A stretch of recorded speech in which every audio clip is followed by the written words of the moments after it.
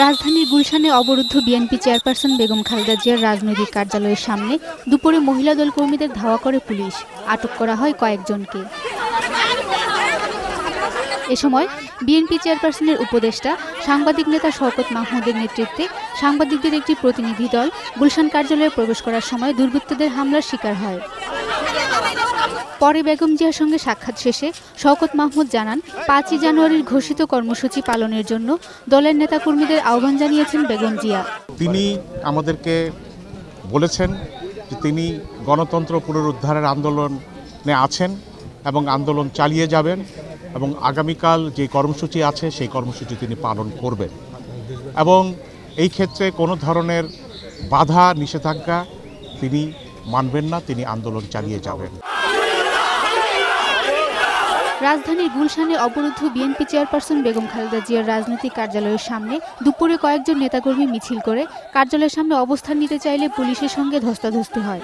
এ সময় পুলিশ তাৎক্ষণিকভাবে কয়েকজনকে আটক করে।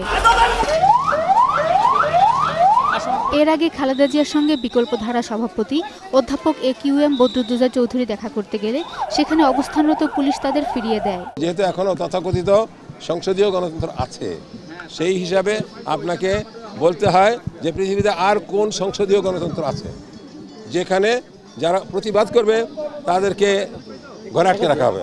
এছাড়া খন্দকার মাহবুব হোসেনের নেতৃত্বে আইনজীবীদের একটি প্রতিনিধি দল দেখা করতে আসেন বেগম জিয়ার সঙ্গে। ম্যাডামের স্পষ্ট বক্তব্য, দেশে গণতন্ত্র রক্ষা করার জন্য, মানুষের ভোটাধিকার রক্ষা করার জন্য যে আন্দোলন শুরু হয়েছে সেই আন্দোলন এই সরকারের পতন না হওয়া পর্যন্ত চলবে।